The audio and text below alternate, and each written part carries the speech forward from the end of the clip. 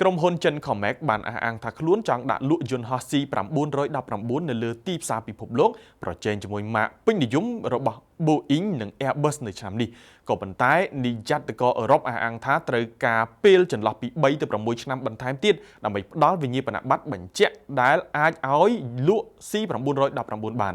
នេះបើតាមការចុះផ្សាយរបស់ទីភ្នាក់ងារព័ត៌មាន Reuters កាលពីថ្ងៃអង្គារ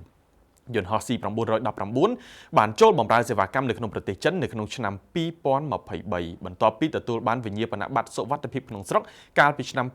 2022ក្រុមហ៊ុន Comac បានអះអាងថាខ្លួនមានបំណងស្វែងរកការបញ្ជាក់អំពីទីភ្នាក់ងារសុវត្ថិភាពអាកាសចរសហភាពអឺរ៉ុបហៅកាត់ថា EASA នៅឆ្នាំនេះដើម្បីជួយឲ្យខ្លួនចាប់ផ្ដើមលក់ជាអន្តរជាតិបច្ចុប្បន្ន C919 ហោះហើរទៅក្នុងប្រទេសចិននិងទីក្រុងហុងកុងតែប៉ុណ្ណោះ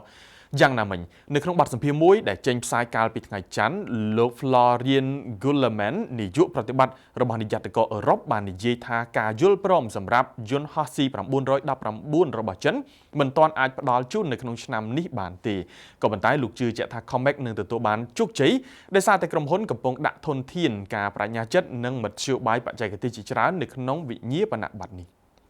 យន្តហោះ C919 ត្រូវបានផលិតនៅក្នុងប្រទេសចិនក៏ប៉ុន្តែសមាសធាតុជាច្រើនរបស់វាយកពីបរទេសរួមទាំងម៉ាស៊ីនលីបផលិតដោយក្រុមហ៊ុន GE Aerospace និងក្រុមហ៊ុនផលិតម៉ាស៊ីនបារាំង Safran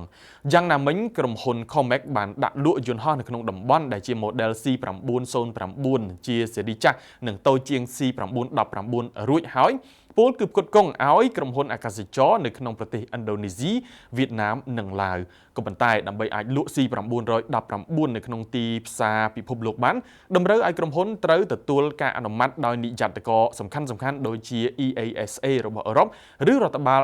អាកាសចរសហព័ន្ធអាមេរិកហៅកាត់ថា FAA ជាមុនសិន